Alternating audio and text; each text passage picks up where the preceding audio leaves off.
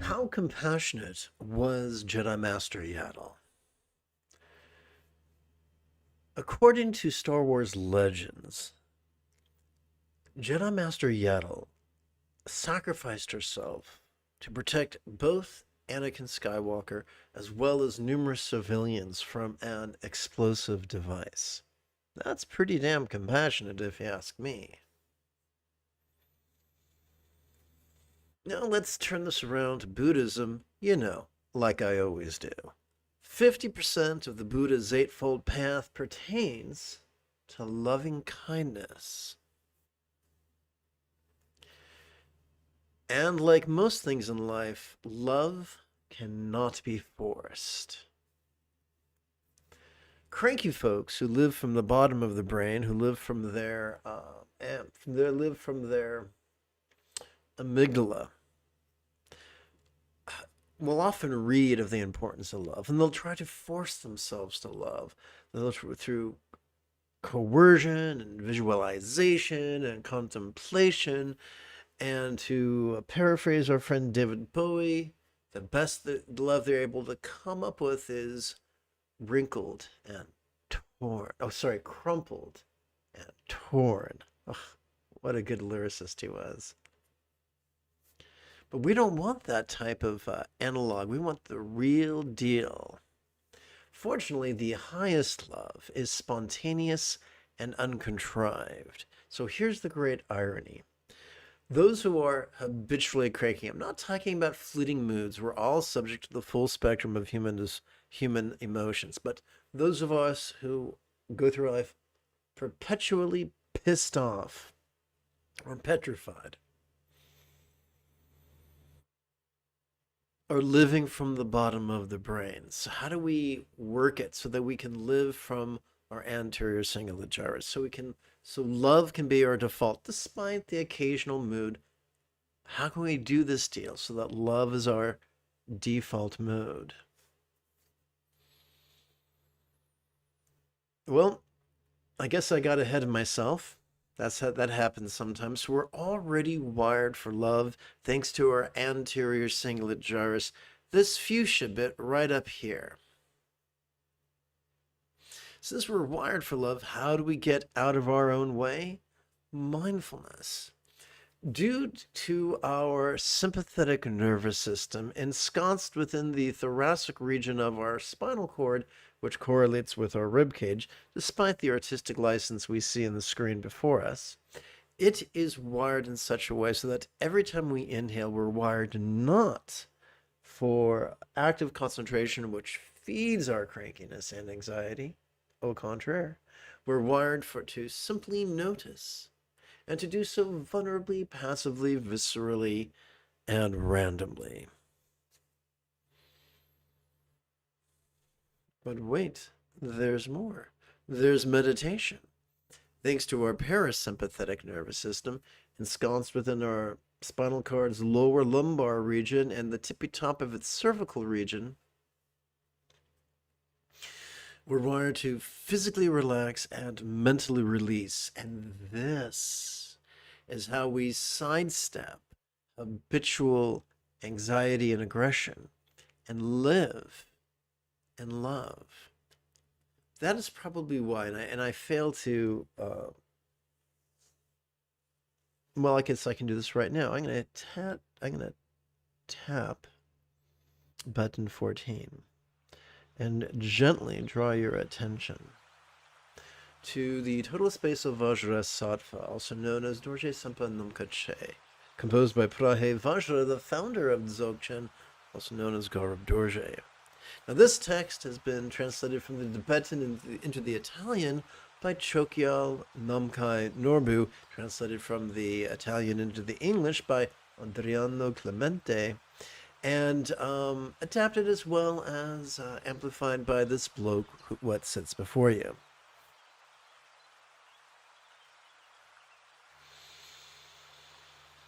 When we read the second verse, we read, being love and thus thoroughly accomplished, it does not practice great compassion. We are already wired for love, that compassion and empathy and all that good stuff. All we got to do is get out of our own way through the wondrous tool of mindfulness and meditation. That is why this verse concludes, being great, the profound qualities of greatness need not be praised. We don't have to coerce ourselves to be loving. We don't have to strive to be loving. If all we do is practice the basic act of mounting or coordinating mindfulness and meditation with inhalation and exhalation, empathy becomes inevitable.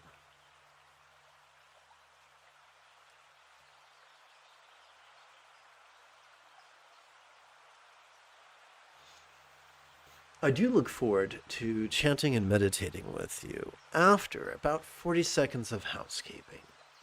This is Lama Jigme Gyatso of the Buddha Joy Meditation School. For more than 30 years, I spent more than 8 hours a day, every day, studying, practicing, and then reverse engineering the teachings and practices of each sect of Buddhism so that you would not have to. I play the Yoda to your Luke Skywalker so that you can quickly and easily become the person that your dog already thinks you are. Welcome to Meditate Like a Jedi, which is made possible due to the generosity of viewers just like you. We don't need to pray. We don't need to chant.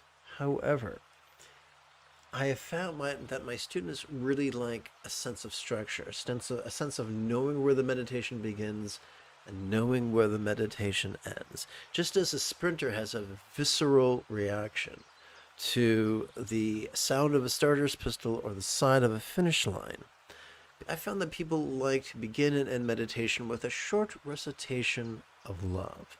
Now, this is neither an affirmation nor a prayer to a real or imagined entity. We're simply playing with words that exercise our empathetic intention. The fancy words for this would be bodhicitta and refuge. So we're going to play with two recitations. The first one is more literal, and we're setting it to a triplet chant together. May I liberate all beings from the tyranny of hating, craving, and clinging, by relying on thee, Buddha's example, instructions, and students. So these three nouns are so important that they've earned the metaphoric nickname of the three wish-fulfilling jewels that are inferred, or at least referred to, in the second and final pre-meditation recitation. It is concise, it is figurative, and it is set to a bookend chant, which is our go-to chant together. May I liberate all beings by relying on the three jewels. May I liberate all beings by relying on the three jewels. May I liberate all beings by relying on the three jewels.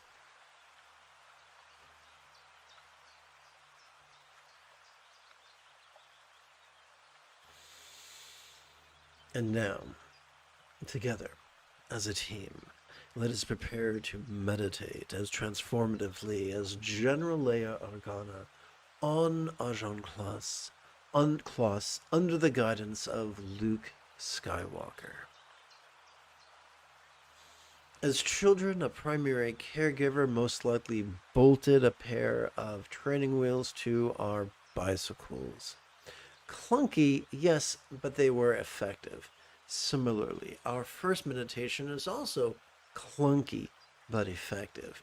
During our inhalation, we could silently and mentally recite the 12-syllable exercise, perceiving this very turbulent play of mind. And during our exhalation, we could silently and mentally recite these 12 syllables, relaxing into mind's non-graspable nature.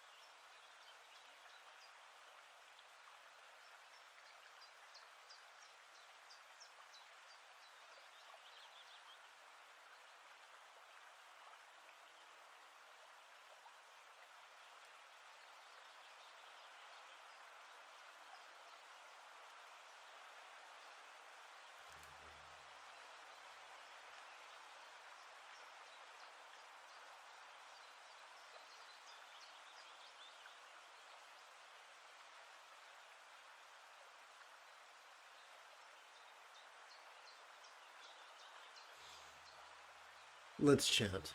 I pay homage to the Bhagavan glorious Vajrasattva. The total space of Vajrasattva is the ever good and immense ultimate dimension of phenomena. Being the pure total path that liberates all, it does not arise or cease, it does not think of anything. We access this space. This space, metaphorically, is powerful. It's not powerful because it tries to be powerful. It's not powerful because it concentrates or contemplates. It simply notices.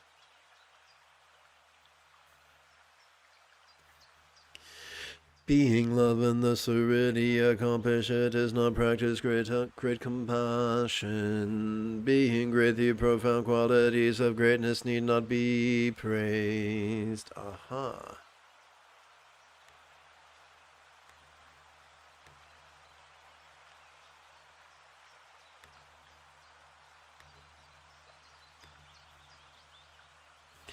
Phenomena do not move the authentic condition, since self-originating wisdom is beyond searching, and liberating itself, it also shows the path of liberation.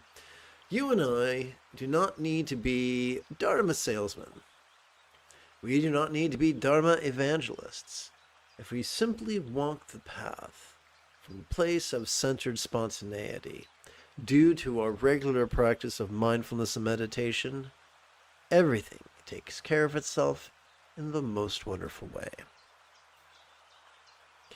The great elements are the Bhagavan that exist by nature in all beings.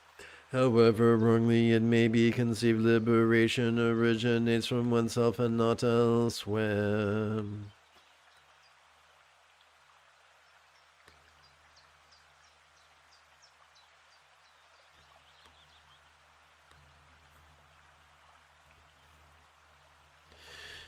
We don't need to become slaves to a guru or a school to become a Buddha.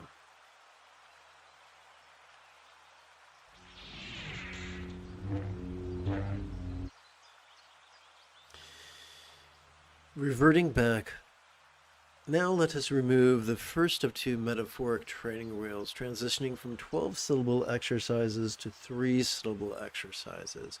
As we breathe in, we could silently and mentally recite, notice this, and as we exhale, we could silently and mentally recite, relaxing.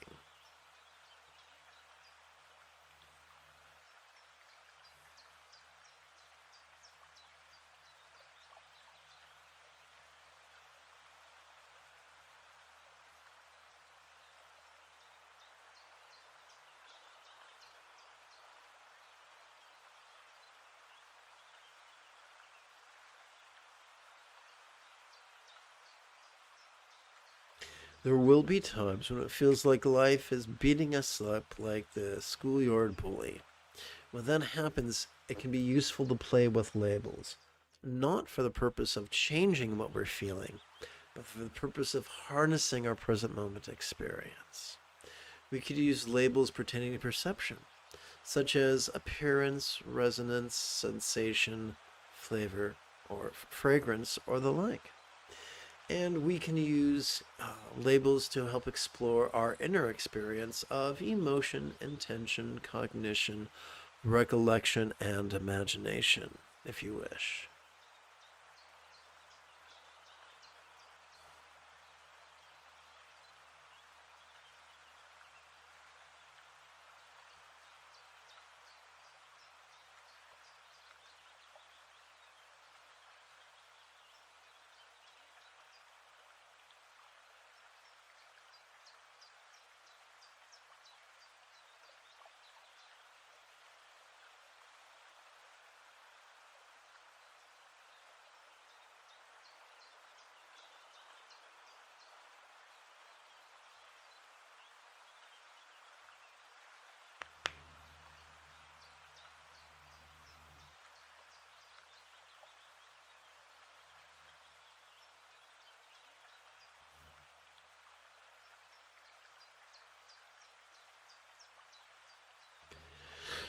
The wisdom of greatness is difficult to find. It is realized through prajna and method, noticing and relaxing. Though it could be said to depend on something else, real bliss originates from oneself.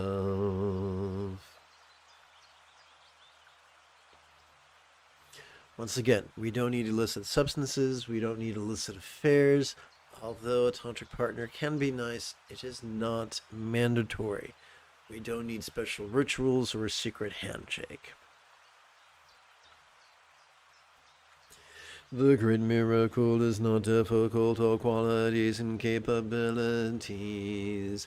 Through the subtle understanding of the authentic condition immediately arise from oneself.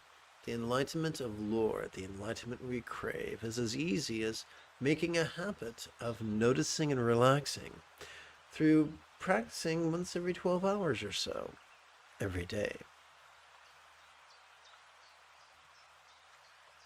Of course, if you wanted to, you could do it 4 times a day, on a day off, or perhaps during a vacation. Or if you're a courier, perhaps. That's always fun. Meditation is relaxing without seeking in the dharmata that does not appear visibly. If one actively searches either for the dharmata or for something in it, the natural condition will never manifest. So this is not through the path of forcing, the path of allowing. The supremely secret reality cannot be heard through the sense of hearing. Likewise, it cannot be expressed by the tongue, not even in the slightest. So we're not talking about someone keeping a secret. That's just silly. What we're talking about is that some things are indescribable. You know, like the taste of a strawberry. So we do not become enlightened by listening to tales of enlightenment, but by simply practicing, noticing, and releasing.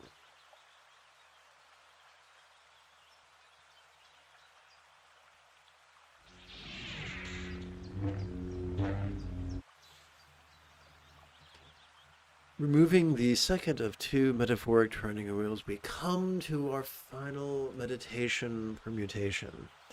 As we inhale, we could silently and mentally recite the demonstrative pronoun this. And as we exhale, we could silently and mentally recite the monosyllabic verb ease, which functions as a synonym of relax.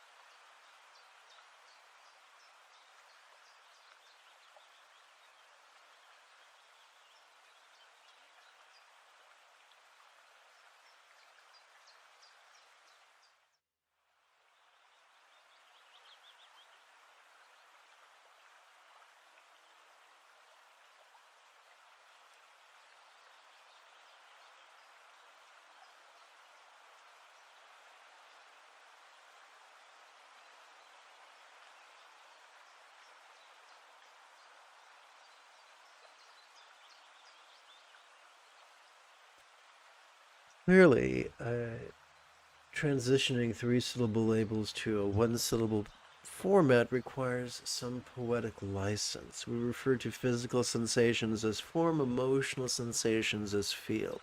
We refer to recollection as then, and imagination as dream.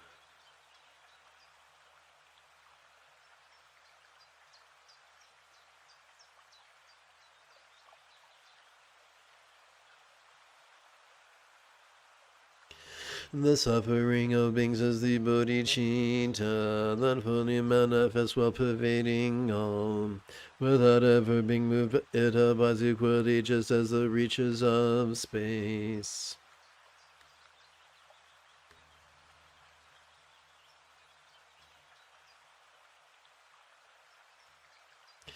The would have been nice if I explained it, don't you think? So,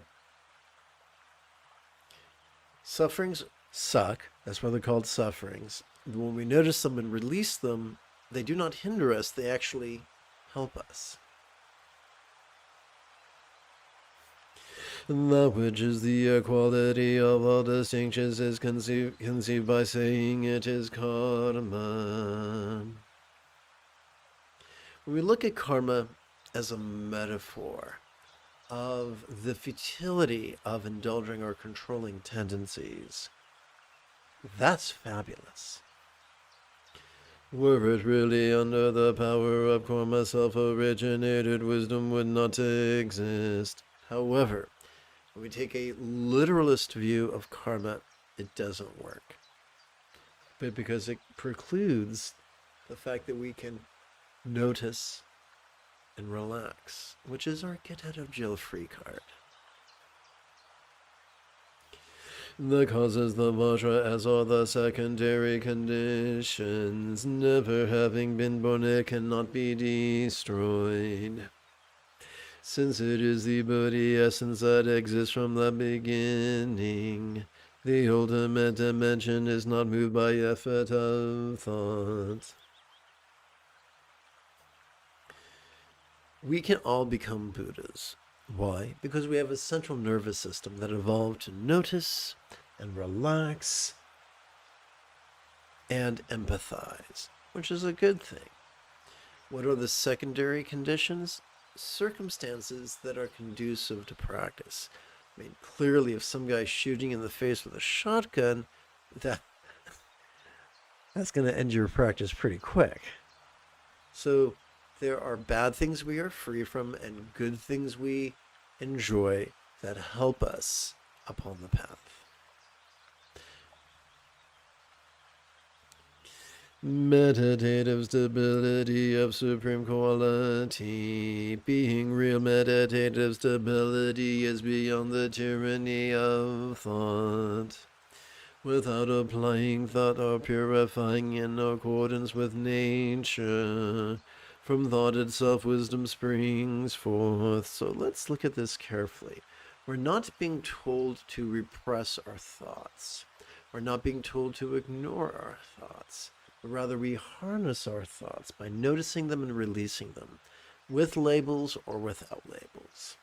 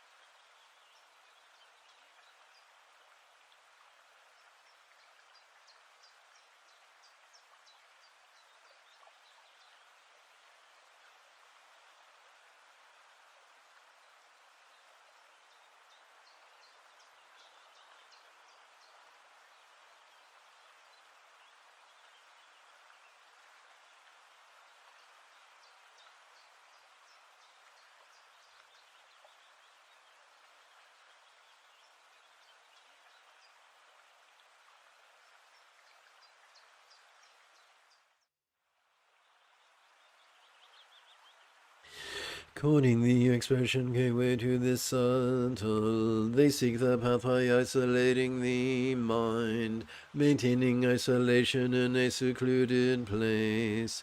If examined well, this is conceptual meditation. The path of enlightenment is not paved by indulging our controlling tendencies, but by flowing from love's centered spontaneity.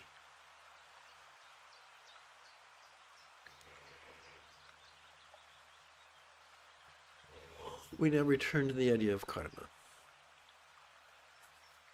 They coin the terms cause and effect, but both virtues and negativities dissolve completely.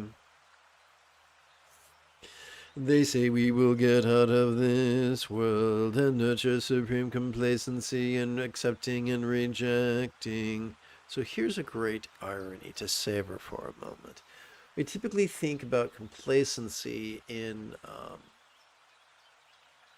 with the phrase, don't just sit there, do something. But in this context, complacency is the opposite. It's forgetting to just sit there. It's forgetting to notice and let go. And instead tries to discern, tries to indulge the fundamental duality of accepting and rejecting, dreading and desiring, hoping and fearing, pushing and pulling.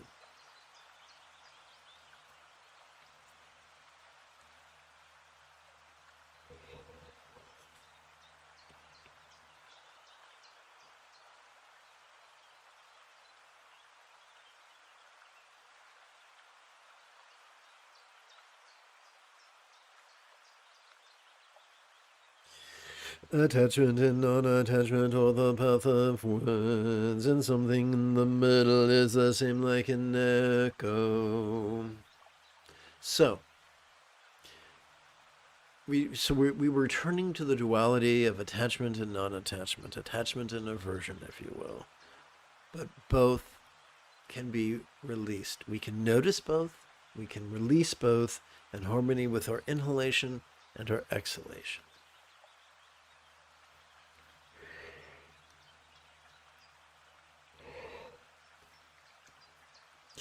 Happiness and suffering have the same cause, and pleasure is sought for Lord of beings. Guys, it absolutely breaks my heart that these words of wisdom are ignored by people who are considered to be the contemporary masters of Dzogchen. Just breaks my heart.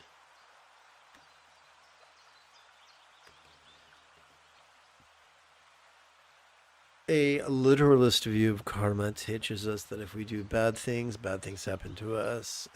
If we do good things happen to us. But this is telling us the difference, telling the opposite. That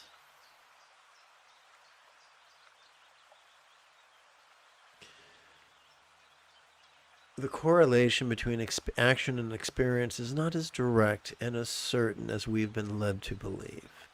Shit's gonna happen. So regardless of what you do. So notice and relax, get out of your own way so you can lovingly flow from centered spontaneity and make the most of the three-ring shit show we call life on Earth. If you've just joined us, welcome aboard. The moment you have a specific question about Buddhist meditation or Buddhist philosophy or how to apply them, simply type your question in great detail in the chat window. So, allow me to share something personal. I'm neurodivergent. I'm both autistic and suffer from ADHD. Like most folks with ADHD, where we are most alert in an emergency situation. We're the go-to person in a crisis. The rest of the time, we're pretty much worthless. That's because our neurotransmitters don't work properly. Consequently, we often organize our lives to treat cortisol like it was coffee. We often will wait to the last minute to do things, not because we're lazy, but because we need to feel a certain degree of stress, to feel alive, to think straight. Last night, I used a classic sadhana or practice text. without modifying the language, which was extremely fundamentalistic and yang oriented, extremely fear oriented. And yet it was really, really energizing. Why is that? Because fear releases cortisol. But sadly, in the long term, it is not sustainable. Ooh, that's interesting. What's going on here?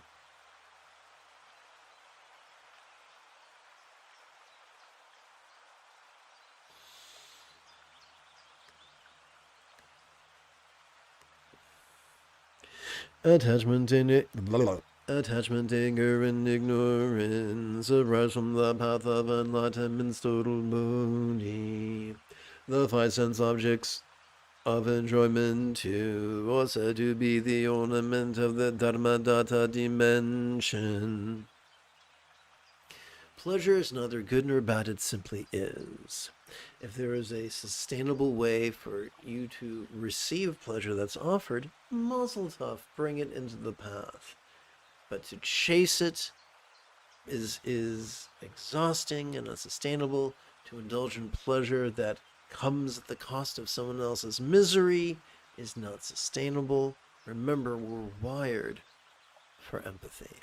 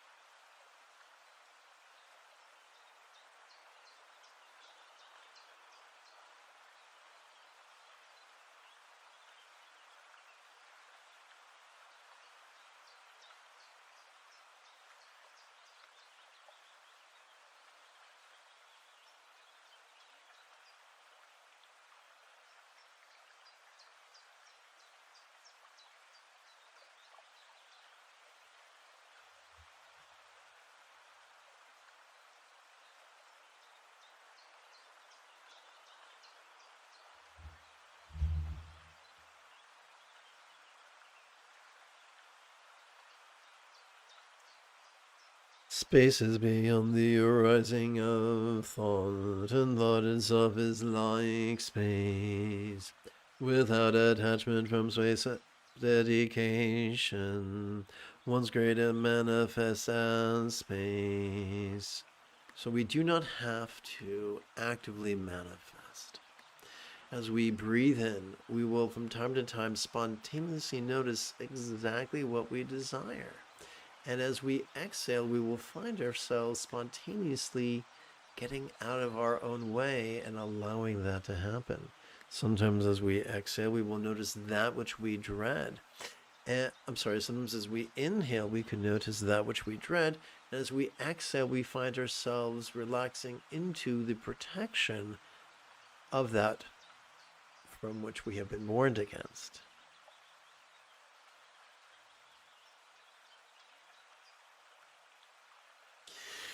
Thought for your quality is the Dharmakaya mastery of awareness and letting go. Like the moon's reflection in water, it cannot be grasped.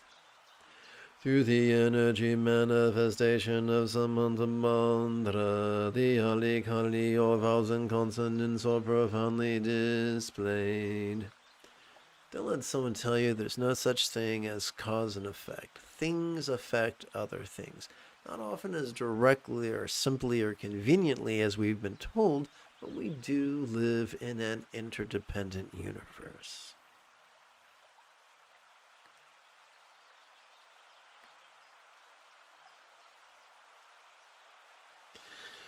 Through the beautiful tide upon the emanated branches, in the sphere of experience of the whole world, the profound voice of the Buddha arises. So the wisdom we seek, the insight we seek, comes not from the contrivance of mantras, but from perception and release. Wonderful the sphere of experience of the Buddhas is not a place to be found by searching. And like the phenomena of the six senses, it is also not an object we should grasp after. Those who search for it are like the blind reaching for the sky, which is a rather culturally insensitive way of saying utterly clueless. Searching for the mastery of Dzogchen is rather like planning on spontaneity or making love in the name of virginity. Sounds good, it's fun, but takes you further from your goal.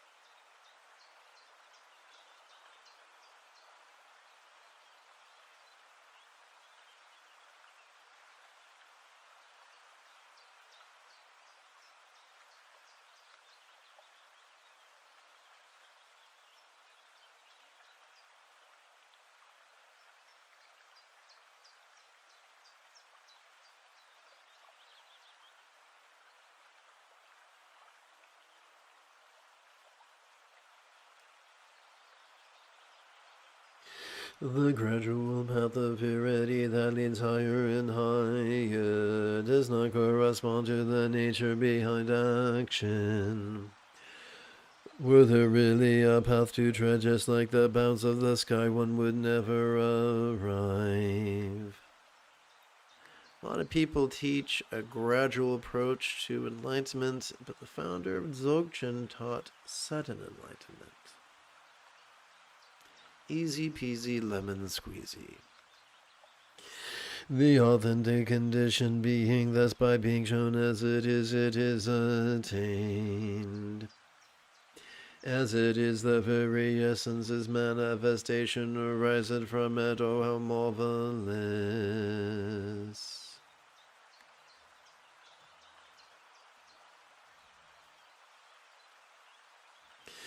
Time past and time present, or the authentic condition that is complete in its own place. Likewise, its path is the same. This is its very nature. There are a lot of people seeking an end run around reality. They meditate not for enlightenment, but as a dodge, because they don't like what they're feeling. And that's totally understandable. Sometimes life sucks. But despite the ravings of erstwhile meditation teachers, according to the founder of Dzogchen, there's nothing special about this present moment. It's not superior to recollection of the past or anticipation of a potential future. Let the mind do what it do. Sometimes it will perceive. Sometimes it will emote, sometimes it will intend, sometimes it will reason, sometimes it will imagine, sometimes it will recall, sometimes it'll do a combination of all the above. Let the mind do what it do as you breathe in. As you exhale, let the body relax.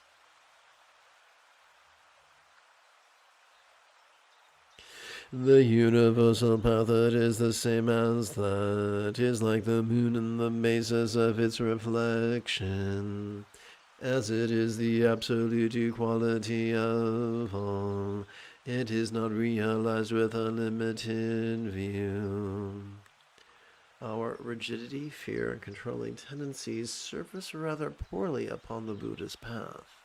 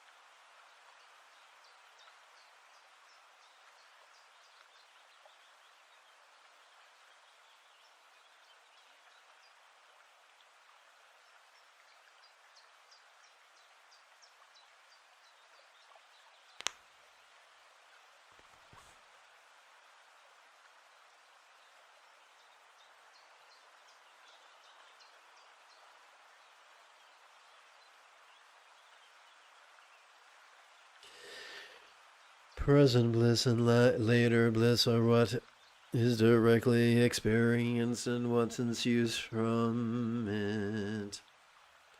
Since they imply the defect of an aspect, one should not rely upon them.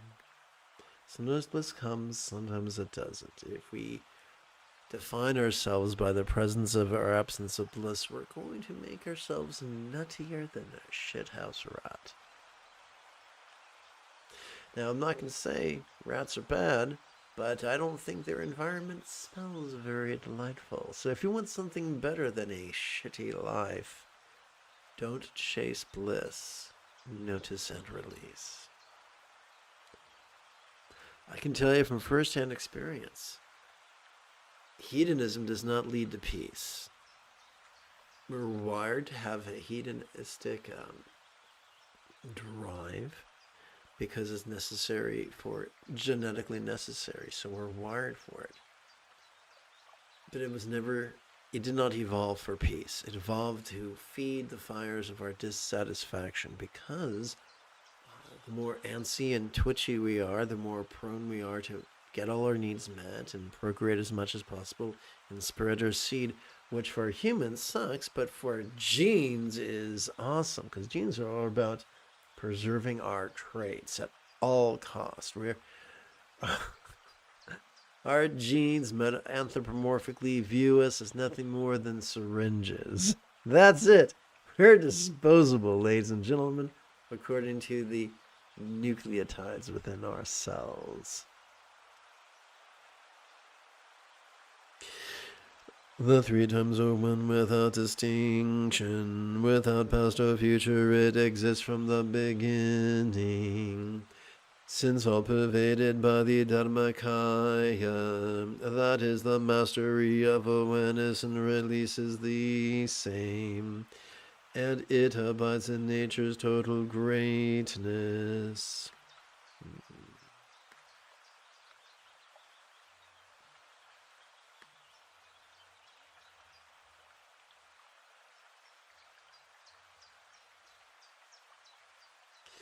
Finding oneself in the three realms of existence, all is just a name and a magical illusion. Even the great status of a Chakravartin universal king, being a magical illusion, is an abode to purify. We can look at the ancient myths of Greece.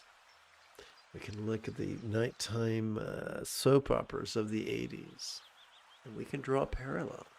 And we can conclude that our species really likes telling stories about the rich and fabulous.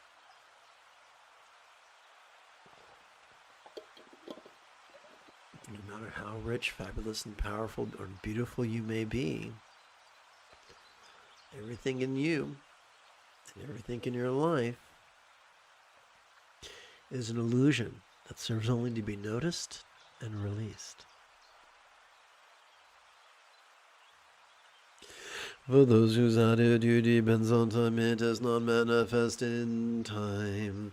If one practices with an aspiration without being free, the saying on the characteristic of emptiness applies. What does that mean? It means that if we use practice as a means to an end, those ends will forever dissatisfy us and actually undermine the efficacy of our practice.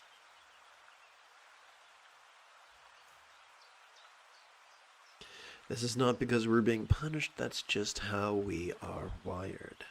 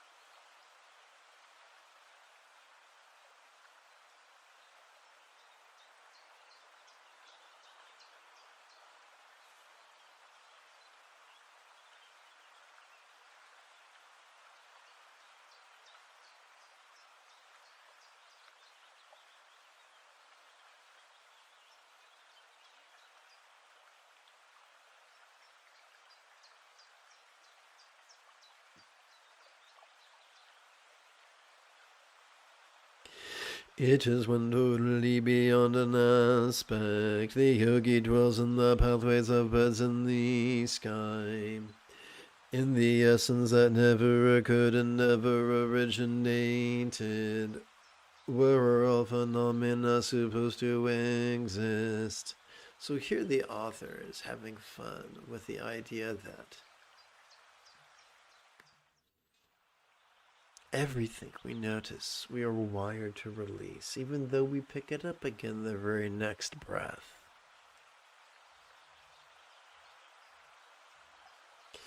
Outer and inner, or both the outer is the inner. The profound is not an object of understanding, not even a part of it. Existence is only a name, the power of mistaken existence. Thus one remains separate from the equality of meditation.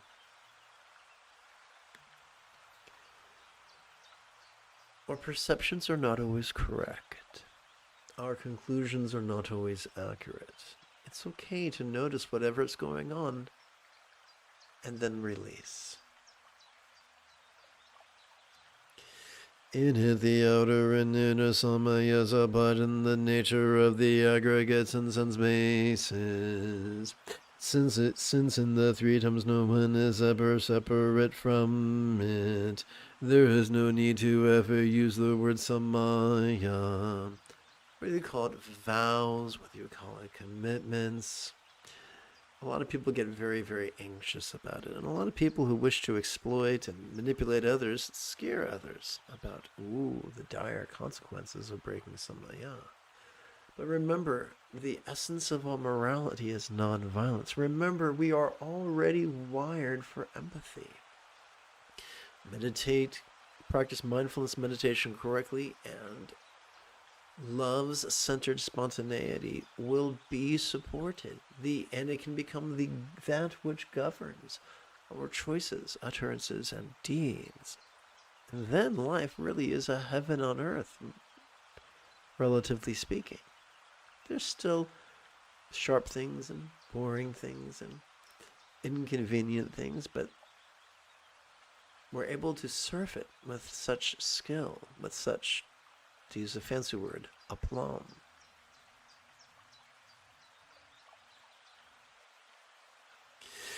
Immovable, it is the symbol of the body, unshakable, it is wisdom. Not taking hold of anything, it has no self. Not rejecting anything, it has the equality that transcends words. Some people are more glib than others. Some people use a thesaurus as a pillow. that don't make 'em smart, that don't make 'em wise, and that don't make 'em good.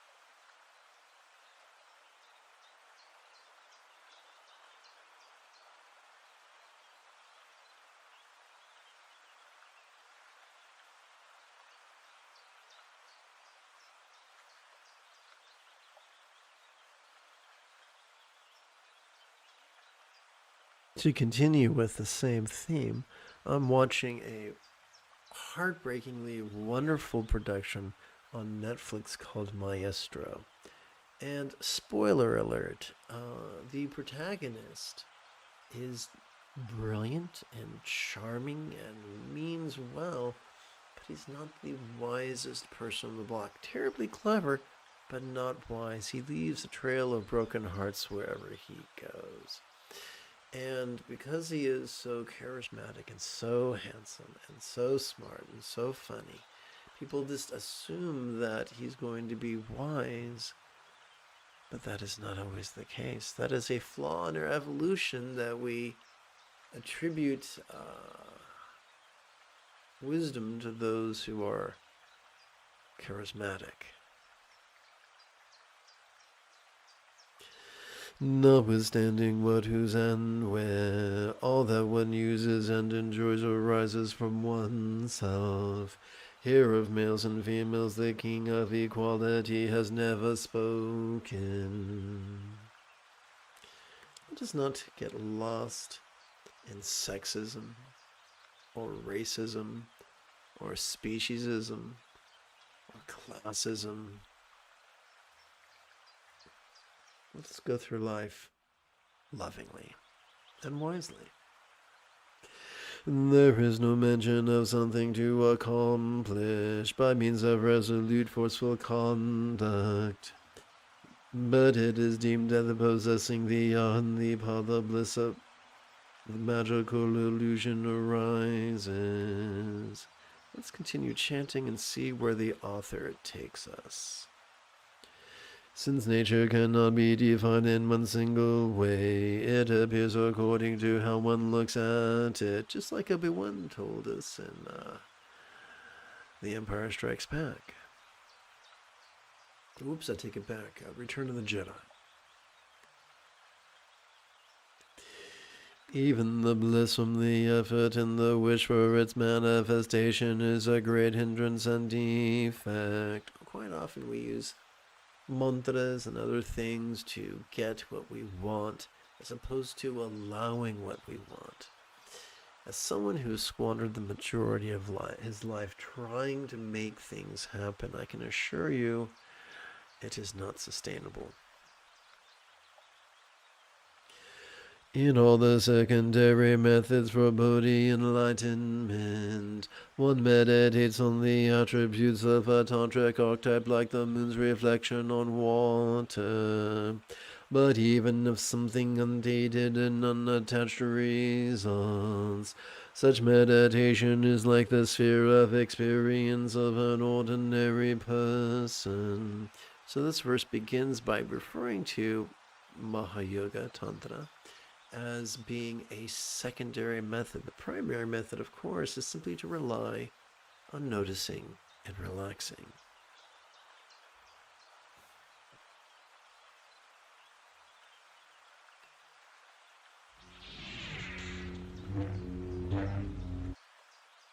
Welcome to this morning's live stream.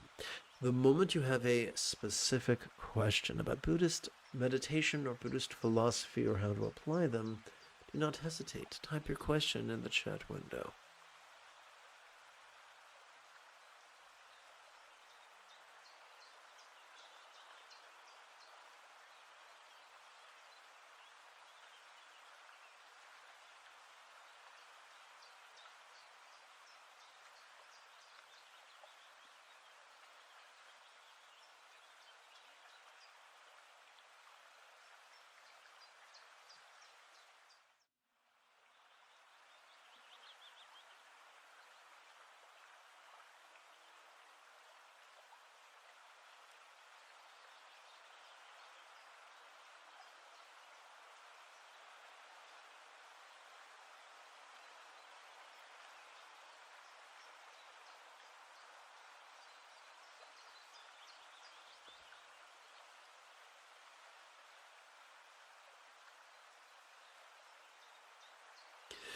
Although by identifying with the body of the great wrathful one archetype, with his body wrathful grimaces as well as attributes, with even the suitable concretely actualize the authentic condition of the quiescent state is not seen. So concentration, visualization, working with bliss is not going to get you the results you hope they will. Just as the top of a palm tree is cropped and just as a seed is burned by fire, likewise the dominion of powerful emotions may be prevented, as some have taught.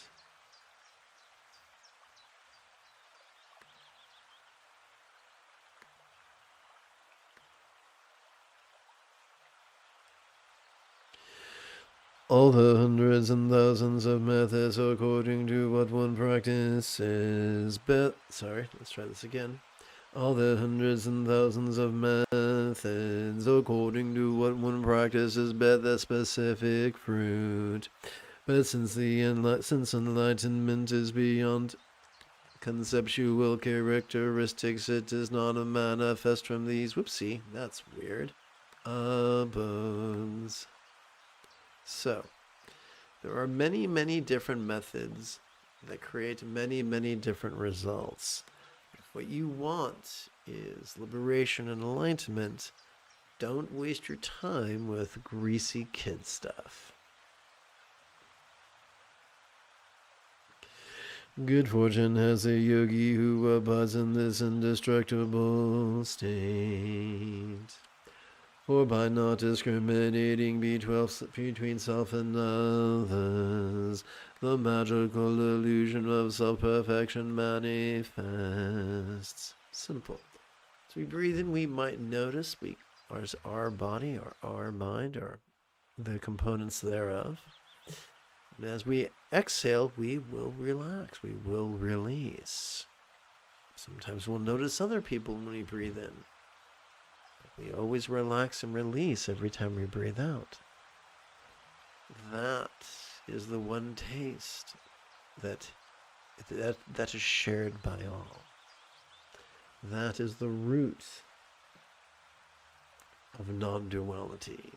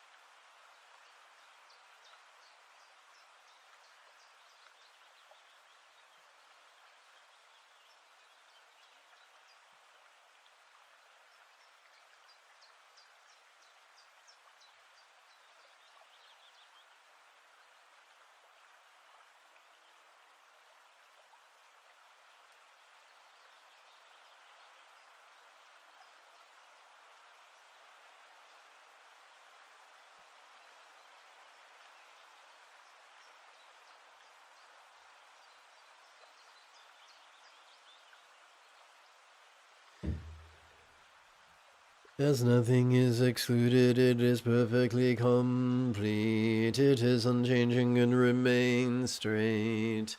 Boundless like space, it is not a phenomena that depends on something else.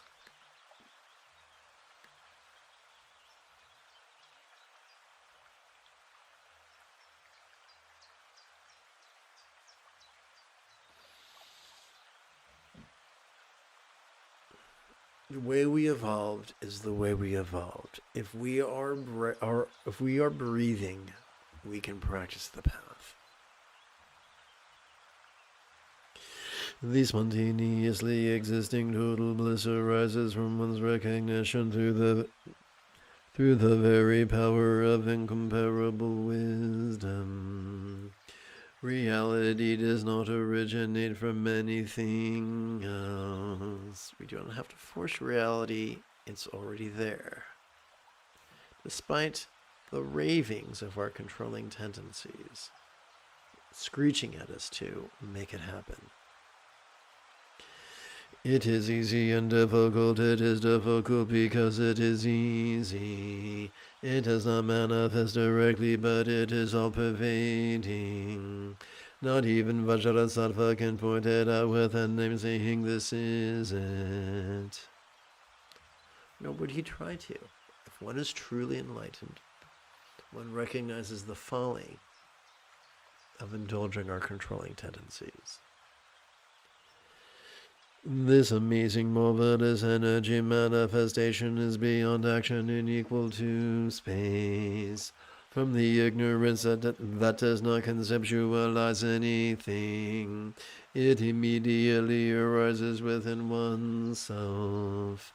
We often denigrate those who appear to be glazed-eyed, slack-jaw, mouth-breathing knuckle-draggers. They're often mocked in popular media, and yet we can learn so much from them. To simply notice, to simply breathe in, to simply breathe out, to simply notice, to simply relax, to simply lovingly go with the flow. This is the way.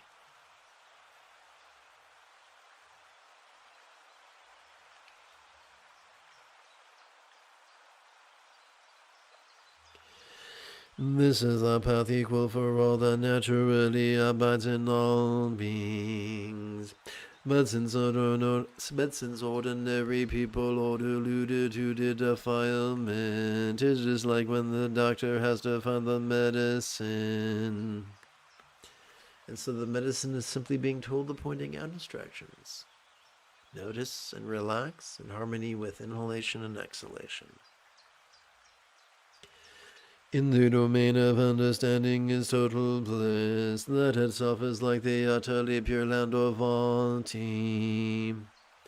When lights coalesce from all sides, the four directions, the intermediate ones, and the above and below are produced. Every time we breathe in, not only does our air coalesce, but so do our perceptions, the fodder for wisdom.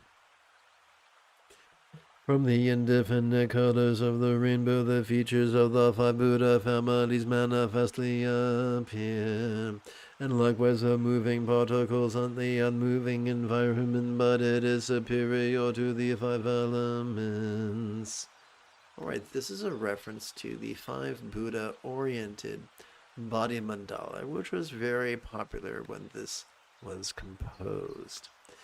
And what we're being told is that instead of looking at a body mandala literally assigned to be memorized and visualized, just learn the basic lesson that we need the two truths of noticing and releasing.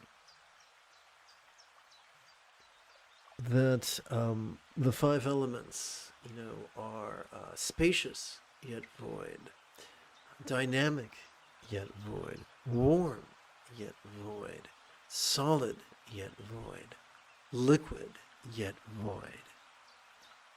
That's all that's being taught here. Just this understanding of the two truths. That is the basic message.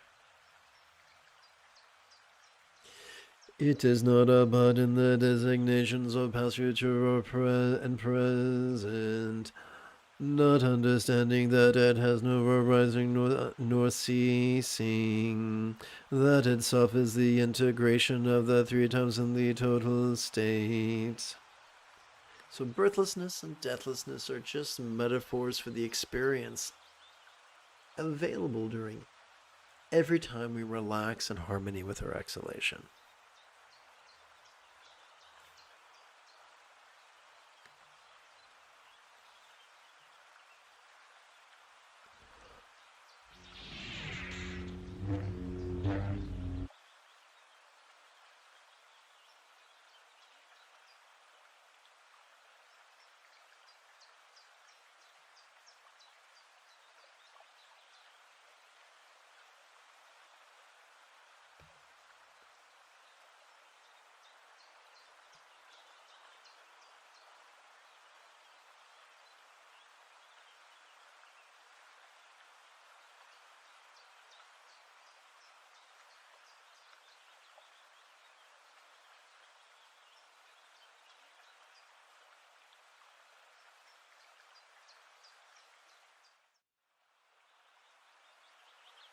We do not need to force or real or imagine subtle energies to coalesce within our chest, for that is where our lungs live, and oxygen already coalesces during each inhalation, making concentration and coalescence and visualization redundant. Being equal, there is nothing to arrange gradually. Being one, it is beyond dedicating something in a direction. Although the ornaments of accumulated offerings are arrayed, since they exist by nature, there is nothing to array. Buddha taught in the Dhammapada that it's better to spend 1 hour in meditation than a lifetime a slave to ritual. Being spontaneously present, it is beyond dedicating, pure from the beginning, it is nectar. The 12 sense bases are not to be particularly focused on with special intention. There is no need for us to perform any type of magic. It's far, far better to cultivate love's centered spontaneity through the practice of noticing and release. The intention of the mind, the donor, arrays all through the power of perception. In the CD, accomplishment that arises from having seen balance, meditation is perfected. So, simply by noticing whatever comes up, even if what comes up is perceiving delights or imagining delights, or being told of delights. Noticing a delight and then relaxing is the ultimate offering. Applying your teacher's instructions is the ultimate honor that we give. Keeping it for an instant is union, experiencing pleasure is samaya. Performing the dance movements of method, the union of non-duality is often. So we do not need to fear pleasure. Simply noticing pleasure and releasing pleasure is the fulfillment of all our tantric vows, real or imagined. Giving without holding is the Torma cake offering. Being beyond action, all activities are completed. Since non-conceptual wisdom eliminates obstructors, balanced meditation without speaking is the mantra. The great protection we desire comes not from wealth nor magic, but from noticing and releasing. making offerings to the Guru, generosity, and all the other meritorious deeds, without the power of detachment and imperturbability, become a great bondage. Tongue twisters, eh? Therefore, that which is expressed in this teaching becomes obscured when one tries to act towards it. Being thus, if it is conceptualized, it will never be realized. The world does not need another scholar mumbling incomprehensibly about things he has yet to viscerally experience.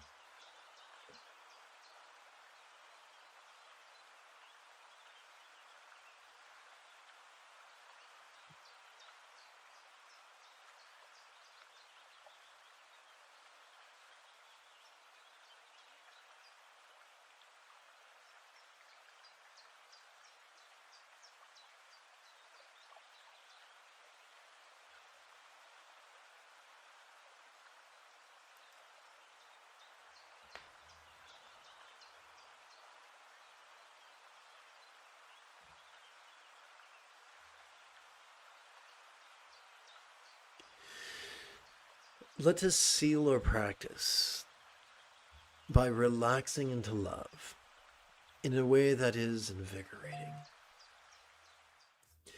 May all beings practice of kind communication, conduct, and calmness, spontaneous and uncontrived. May everyone be free from misery, may everyone be happy, may no one be separated from the happiness. May everyone have balance from the tyranny of hating, craving, and clinging freed. If you feel that I have earned it, you could give this live stream a thumbs up. If you wish, you could even help support this channel.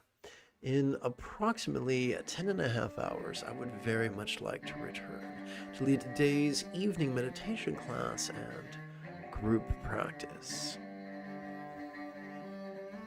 And if you are as geeky as me, this is the way.